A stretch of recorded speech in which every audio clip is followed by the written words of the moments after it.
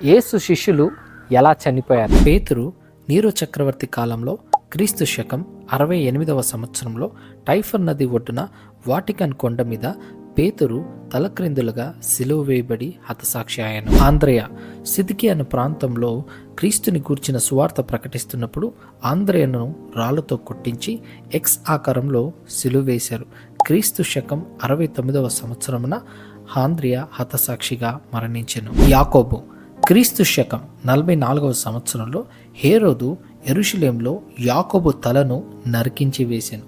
అట్లు యాకోబు శిరచ్ఛేదనము చేయబడింది. ఫిలిప్పు క్రీస్తు శకం 80వ సంవత్సరంలో టర్కీలో హీరోపోలిస్లో క్రీస్తు గురించి ప్రకటిస్తున్నందుకు తలక్రిందులుగా వ్రేలాడగొట్టిరి. అలాగూ రక్తము కార్చుచు ప్రభు కొరకు హతసాక్షి ఆయన. నతానియల్ అనబడే బర్తులోమియా క్రీస్తు శకం 68వ సంవత్సరంలో ఆర్మేనియాలో బర్తులోమియా బ్రతుకుండగానే పదును పెట్టిన కత్తులతో చర్మము ఒలవబడిన వాడై ఘోరమైన హింసలు పొంది హతసాక్షిగా మరణించెను. ఇస్కరేత్ యూదాకు బదులుగా 12వ శిష్యుడిగా ఎన్నుకొనబడిన మత్తయి గొప్ప సేవ చేసి క్రీస్తు శకం 80వ సంవత్సరంలో యెరూషలేం నగరంలో రాళ్లతో కొట్టబడి శిరచ్ఛేదనము చేయబడి ప్రభు కొరకు హతసాక్షి ఆయను.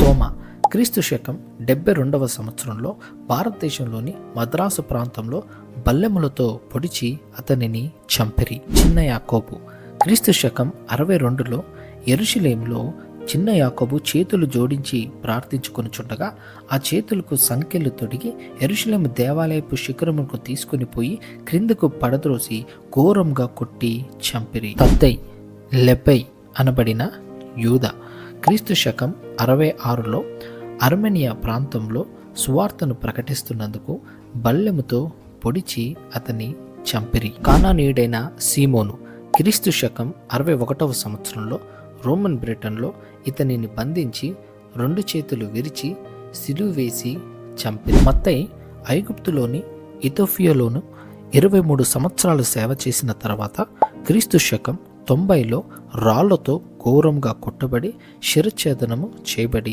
హతసాక్షి.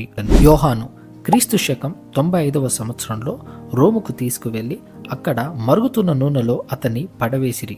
అయినప్పటికీ అతను మరణించలేదు.